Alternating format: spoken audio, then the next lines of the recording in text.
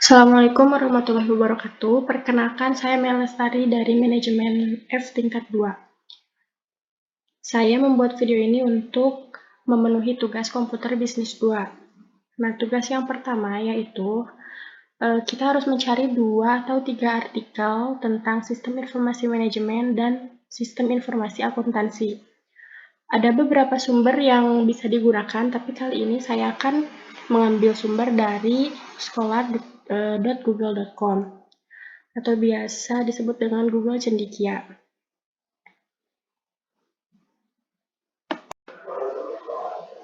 Langkah pertama yaitu kita memasukkan sumbernya, yaitu scholar.google.com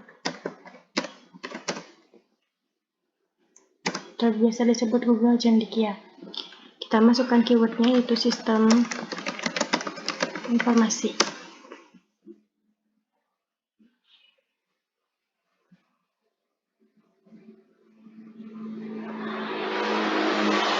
Kita coba mencari sistem informasi ada dari T. Wahyono, buku analisis sistem informasi manajemen, tapi yang kita butuhkan adalah sistem informasi dahulu.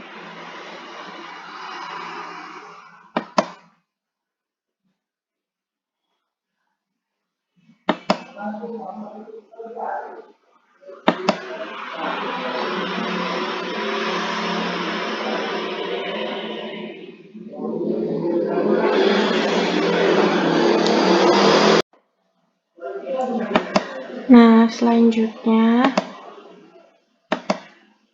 kita download artikelnya. Downloadnya sudah selesai.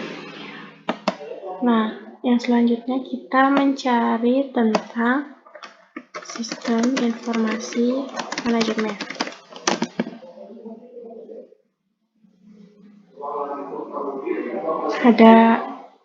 Kita ambil dari beberapa sumber, tapi saya akan menggunakan dari C. Haryawan, sistem informasi manajemen.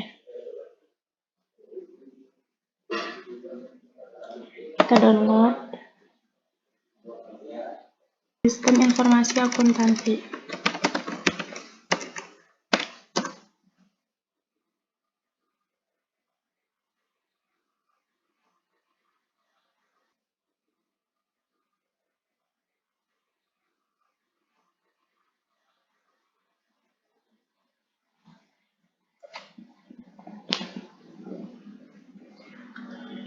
Ada dari Adana L. Cakrawati.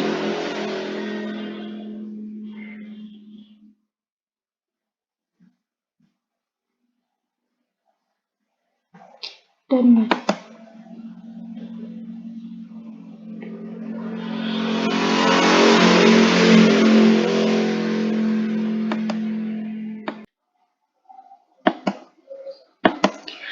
Nah, sebelum melanjutkan ke tugas selanjutnya, apakah kita sudah mengetahui apa itu saham? Saham adalah suatu dokumen berharga yang mampu menampilkan bagian kepemilikan dari suatu perusahaan. Artinya, saat seseorang memutuskan untuk membeli saham, maka sebenarnya orang tersebut sudah membeli sebagian dari kepemilikan perusahaan yang dibelinya. Jadi, saat seseorang membeli saham pada suatu perusahaan, maka sebenarnya orang tersebut sudah mempunyai hak atas suatu aset dan juga pendapatan yang diperoleh dari perusahaan tersebut, sesuai dengan porsi saham yang dibelinya. Sedangkan pengertian saham secara sederhana adalah suatu alat bukti atas kepemilikan dari sebuah perusahaan. Bentuk saham itu sendiri biasanya adalah lembaran kertas yang mana isinya menyatakan kepemilikan surat berharga tersebut adalah pemilik dari perusahaan yang membuat surat.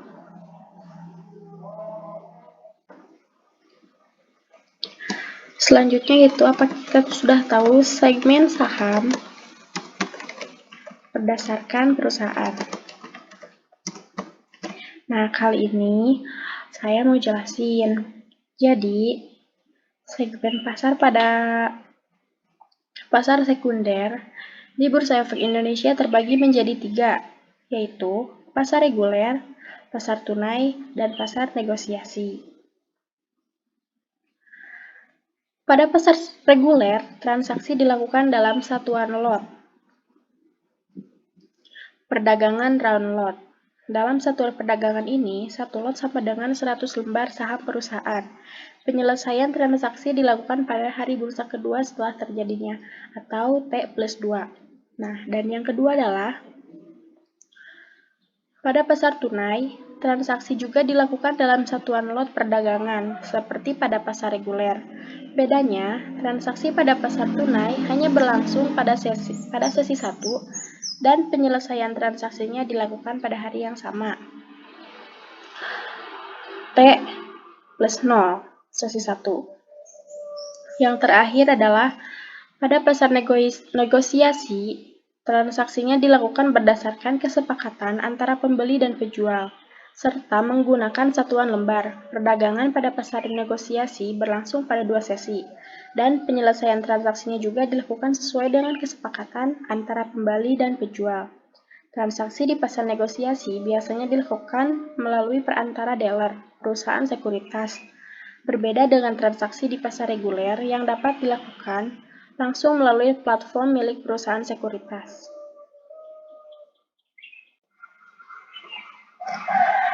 Sebelum kita belajar saham lebih jauh, apakah kita sudah mengetahui apa saja faktor yang memengaruhi naik turunnya saham?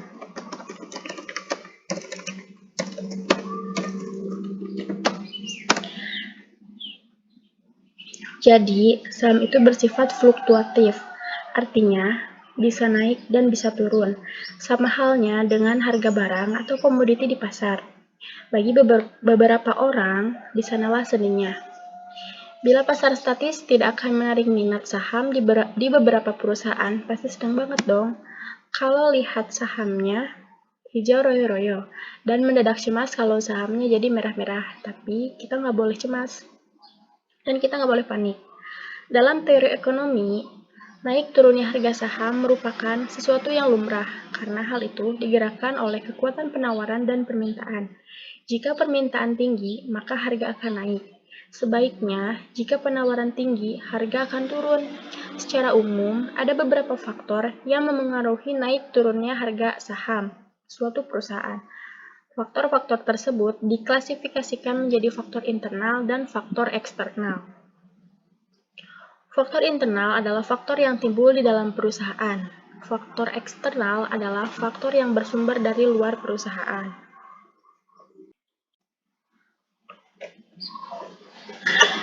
Yang pertama dimulai dari faktor eksternal. Di dalam faktor eksternal, yang pertama adalah kondisi fundamental ekonomi makro. Faktor ini memiliki dampak langsung terhadap naik turunnya harga saham. Misalnya, yang pertama adalah naik atau turunnya suku bunga yang diakibatkan kebijaksanaan Bank Sentral Amerika Federal Reserve. Yang kedua yaitu naik atau turunnya suku bunga acuan Bank Indonesia dan nilai ekspor-impor yang berakibat langsung pada nilai tukar rupiah terhadap dolar Amerika Serikat. Yang ketiga, tingkat inflasi juga termasuk dalam salah satu faktor kondisi ekonomi makro. Dan yang terakhir adalah pengangguran yang tinggi yang diakibatkan faktor keamanan dan goncangan politik juga berpengaruh secara langsung terhadap naik atau turunnya harga saham. Nah, selain itu, hubungan antara tingkat suku bunga perbankan dan pergerakan harga saham juga sangat jelas. Ketika suku bunga perbankan melejit, harga saham yang diperdagangkan di bursa akan cenderung turun tajam. Hal ini dapat terjadi karena beberapa kemungkinan. Pertama, ketika suku bunga perbankan naik, banyak investor yang mengalihkan investasinya ke instrumen perbankan, semisal deposito. Dengan naiknya suku bunga tersebut, investor dapat meraup keuntungan yang lebih banyak. Kedua, bagi perusahaan, ketika suku bunga perbankan naik, mereka akan cenderung untuk meminimalkan kerugian akibat dari meningkatnya beban biaya. Hal ini terjadi karena sebagian besar perusahaan memiliki utang kepada perbankan.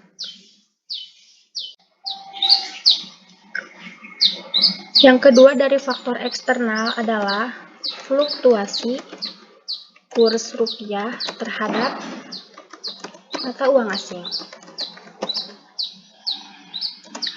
Kuat lemahnya kurs rupiah terhadap mata uang asing seringkali menjadi penyebab naik turunnya harga saham di bursa. Secara logika, ini sangat masuk akal. Konsekuensi dari fluktuasi kurs tersebut bisa berdampak positif ataupun negatif bagi perusahaan-perusahaan tertentu, khususnya yang memiliki beban utang mata uang asing. Perusahaan importir atau perusahaan yang memiliki beban utang mata uang asing akan dirugikan akibat melemahnya kurs, sebab hal ini akan berakibat pada meningkatnya biaya operasional dan secara otomatis juga mengakibatkan turunnya harga saham yang ditawarkan. Sebagai contoh kasus adalah melemahnya kurs rupiah terhadap dolar Amerika Serikat, seringkali melemahkan harga-harga saham di indeks harga saham gabungan, atau biasa disebut dengan IHSG. Yang ketiga adalah kebijakan pemerintah. Kebijakan pemerintah dapat memengaruhi harga saham meskipun kebijakan itu masih dalam tahap wacana dan belum terrealisasi. Banyak contoh dari kebijakan pemerintah yang menimbulkan volatilitas harga saham, seperti kebijakan ekspor-impor, kebijakan perseroan, kebijakan utang, kebijakan penanaman modal asing, dan lain sebagainya. Faktor selanjutnya adalah faktor panik. Berita-berita tertentu dapat memicu kepanikan di salah satu bursa atau saham. Kepanikan akan menuntut investor untuk melepas, menjual sahamnya kembali pada hukum permintaan dan penawaran. Kondisi ini akan menyebabkan tekanan jual, sehingga harga saham akan turun. Dalam fenomena panic selling, para investor ingin segera melepas sahamnya tanpa peduli harganya, karena takut harga akan semakin jatuh. Tindakan ini lebih dipicu oleh emosi dan ketakutan, bukan berdasar analisis yang rasional. Hindari menjual saham karena terbawa kepanikan. Analisis lebih dulu. Saham yang ini dijual, apakah secara fundamental saham tersebut masih layak dipegang? Memiliki saham yang bagus sama saja seperti memiliki sebagian kecil dari perusahaan yang bagus dan bonafit. Selanjutnya adalah faktor manipulasi pasar. Penyebab naik turun harga saham juga bisa disebabkan karena manipulasi pasar. Manipulasi pasar biasanya dilakukan oleh investor-investor berpengalaman dan bermodal besar dengan memanfaatkan media massa untuk memanipulasi kondisi tertentu demi tujuan mereka, baik menurunkan maupun meningkatkan harga saham. Hal ini sering disebut dengan istilah rumor. Namun, penyebab oleh faktor ini biasanya tidak akan bertahan lama. Fundamental perusahaan yang tercermin di laporan keuangan yang akan mengambil kendali terhadap tren harga sahamnya. Yang kedua adalah faktor internal. Apa aja di faktor internal? Yang pertama adalah faktor fundamental perusahaan. Faktor fundamental perusahaan adalah faktor utama penyebab harga saham naik atau turun yang harus selalu dicermati dalam berinvestasi.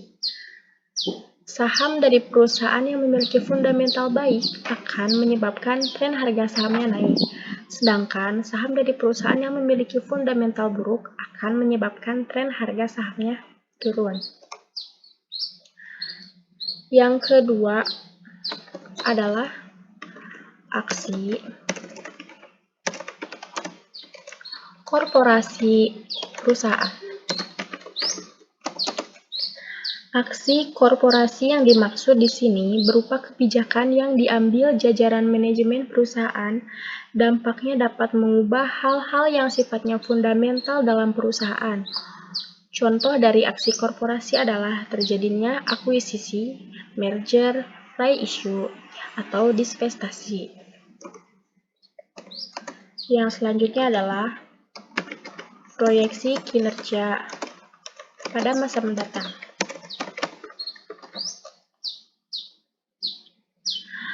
Performa atau kinerja perusahaan dijadikan acuan bagi para investor maupun analis fundamental dalam melakukan pengkajian terhadap saham perusahaan. Di antara beberapa faktor yang paling menjadi sorotan adalah tingkat dividen tunai, tingkat rasio utang, rasio nilai buku atau price to book value, earning per share, dan tingkat laba suatu perusahaan.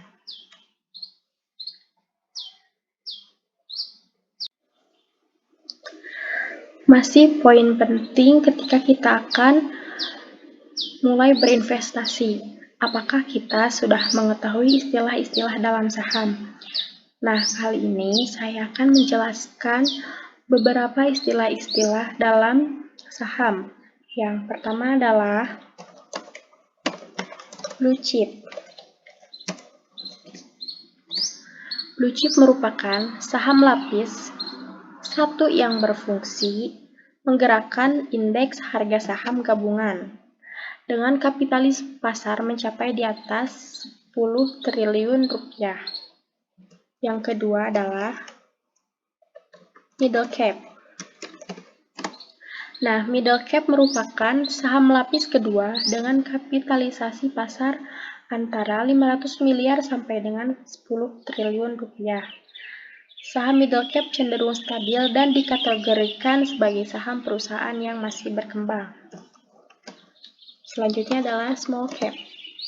Small cap merupakan saham lapis 3 yang merupakan saham dengan kapitalis pasar di bawah 500 miliar.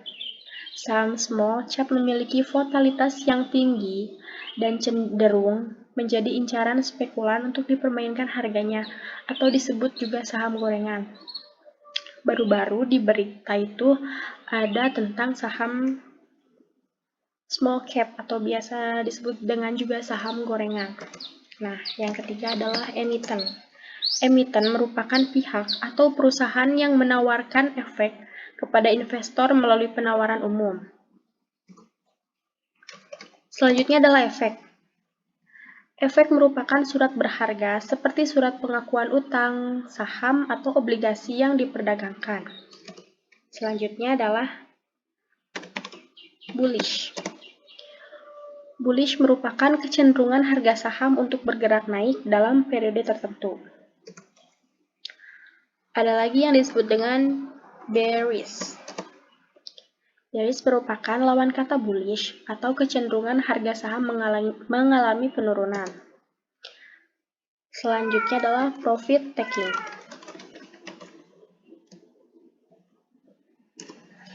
Nah, profit taking merupakan aksi ambil untung para investor dengan cara menjual seluruh atau sebagian saham di saat harga lebih tinggi daripada harga belinya.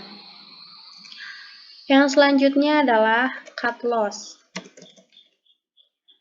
Cut loss merupakan upaya yang dilakukan investor untuk membatasi kerugian dengan cara menjual saham karena harga saham bergerak berlawanan. Masih banyak ya, tapi di sini akan dijelaskan beberapa saja. Selanjutnya yaitu stop loss. Stop loss merupakan teknik memasang order yang dibaca otomatis oleh sistem saat posisi harga sahamnya menyentuh level tertentu.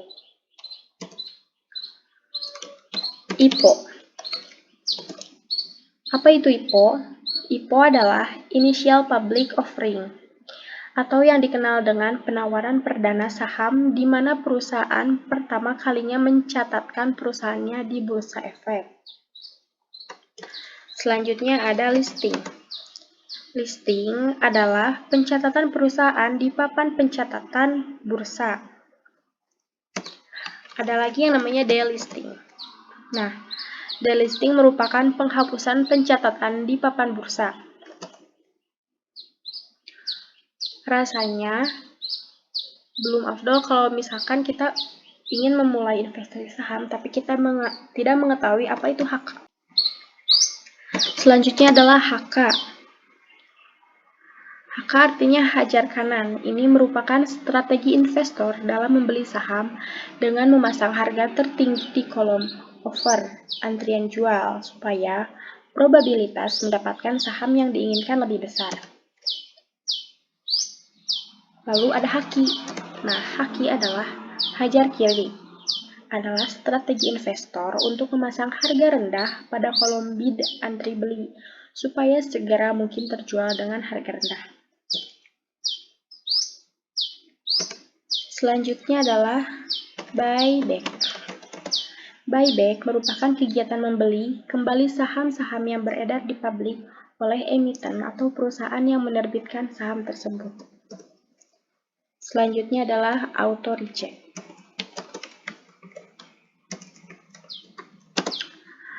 Auto reject merupakan penolakan secara umum oleh JATS (Jakarta Automated Trading System) terhadap penawaran jual atau permintaan beli efek karena melampaui batasan harga oleh bursa. Selanjutnya adalah suspend. Suspend merupakan penghentian seluruh perdagangan saham yang ditarik oleh JATS dalam kurun waktu tertentu. Yang terakhir adalah halting. Halting adalah penghentian perdagangan sementara karena kenaikan atau penurunan harga yang diinginkan tanpa informasi yang relevan. Mungkin segitu aja istilah dalam saham. Masih banyak istilah-istilah yang perlu diketahui sebelum kita masuk terlalu jauh. Ada berapa jumlah saham berdasarkan abjad? Jumlah saham berdasarkan abjad di sumber www.idx.co.id adalah 727 saham. Salah satu contohnya yaitu dari kode B, ada BBRI, nama perusahaan itu PT Bank Rakyat Indonesia Persero Tbk, BBNI PT Bank Negara Indonesia Persero Tbk, BMRI PT Bank Mandiri Persero Tbk, BJTM PT Bank Pembangunan Daerah Jawa Timur Tbk. Di sana ada dimulai dari huruf A sampai Z, jumlahnya itu 727 saham. Selanjutnya itu nabung di bank atau nabung saham.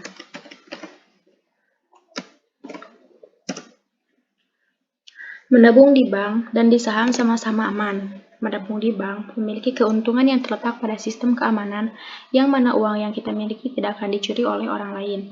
Walaupun ada terjadi aksi kejahatan, maka pihak bank akan menanggung semua kerugian tersebut. Jadi kita tidak perlu khawatir. Lalu apakah saham juga demikian? Jawabannya iya. Menabung saham juga memiliki badan pelindung yang jelas, yaitu pihak sekuritas dan juga pihak penjamin dana investor. Jadi, dalam hal ini menabung di bank dan di saham sama-sama untung. 2. Keuntungan menabung di bank lebih kecil ketimbang di saham. Kemudian, dari segi keuntungan menabung di bank memiliki imbal hasil yang lebih kecil ketimbang menabung di saham. Walaupun terkadang ada juga beberapa jenis investasi bank yang menarik untuk dicoba dengan imbal hasil yang cukup besar.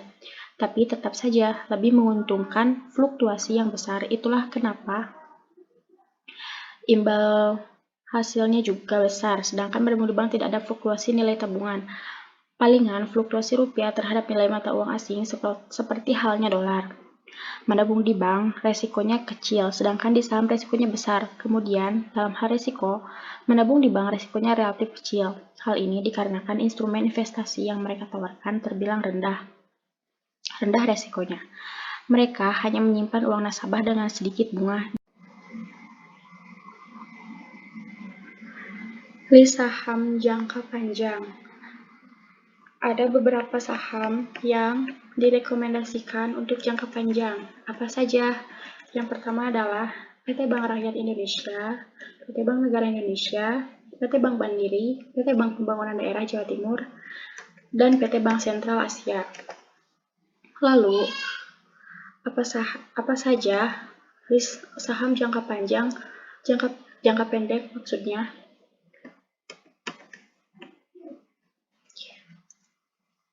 Dalam berinvestasi, pembagian portofolio sangat dibutuhkan untuk memitigasi resiko. Oleh sebab itu, akan lebih baik tidak menanamkan seluruh modal untuk investasi jangka panjang. Tapi ada juga sebagian modal yang dialokasikan untuk transaksi saham jangka pendek. Saham PT Sri Rezeki Isman Tbk atau SRIL masih jadi salah satu paham paling favorit untuk ditransaksikan. Saham SRIL hampir tak pernah absen dari 10 saham dengan volume harian tertinggi.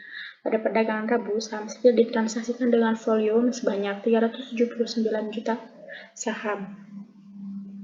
Dan bunga bank tersebut juga dihitung berdasarkan banyaknya jumlah tabungan Anda. Kalau jumlah tabungan Anda sedikit, tentu bunga banknya pun akan kecil. Begitupun, jika tabungan Anda besar, maka bunga tabungan Anda pun besar. Jadi jangan heran kalau seandainya uang Anda tidak bertambah dan malah berkurang. Hal itu dikarenakan uang tabungan Anda masih belum mampu untuk menutupi biaya yang telah ditetapkan oleh bank, seperti biaya pajak dan juga biaya administrasi bank. Jadi setidaknya tabungan Anda harus bisa menghasilkan bunga bank yang bisa menutupi biaya tersebut, agar tabungan kita bisa meningkat. Kemudian, menabung di saham resikonya besar. Uang 1 juta bisa berubah jadi 500.000 dalam hitungan jam, dan sebaliknya, uang 1 juta tersebut juga bisa berubah jadi 1.500.000 dalam waktu hitungan jam saja. Hal ini bisa saja terjadi karena fluktuasi yang begitu besar. Jadi, bagi Anda yang ingin menabung di saham, ada baiknya siapkan mental, karena risikonya akan relatif lebih besar jika dibandingkan dengan menabung di perbankan. Jadi, dari segi risiko, menabung di bank memang lebih menguntungkan ketimbang menabung saham. Yang keempat yaitu menabung di bank kita hanya menjadi nasabah, tapi kalau di saham kita jadi investor. Jika kita menabung di bank, kita secara langsung akan menjadi seseorang nasabah dari bank tersebut. Tetapi berbeda halnya jika kita menabung di saham. Jika kita menabung di saham, kita akan menjadi seorang investor sekaligus pemilik perusahaan. Inilah keuntungan dari menabung di saham. Menabung di bank hanya akan mengamankan uang kita. Tetapi jika menabung di saham, kita akan mendapatkan keuntungan lain, yaitu keuntungan dari segi keamanan dan imbal hasil yang tinggi. Yang kelima adalah menabung di bank uang tergerus oleh inflasi, tapi kalau di saham ada besar kemungkinan tidak. Keuntungan menabung di bank dibandingkan menabung saham selanjutnya adalah terletak di inflasi, yang mana menabung di bank akan membuat uang Anda menjadi tergerus oleh inflasi. Hal ini besar kemungkinan terjadi jika Anda memiliki tabungan yang masih kecil. Walaupun begitu, sekarang bank sudah melakukan inovasi instrumen investasi lainnya. Yang lebih menarik, hal ini bertujuan untuk menekan inflasi dari dana nasabahnya.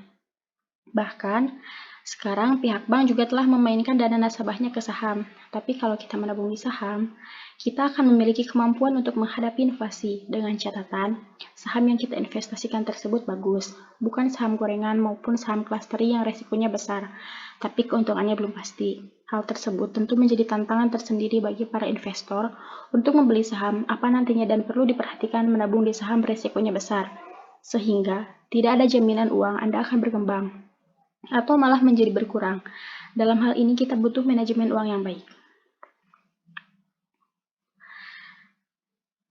Perbedaan menabung dan investasi.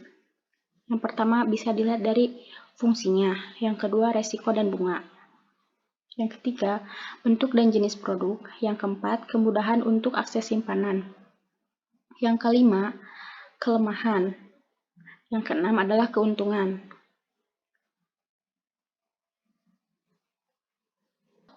Atau kita ingin memulai berinvestasi saham.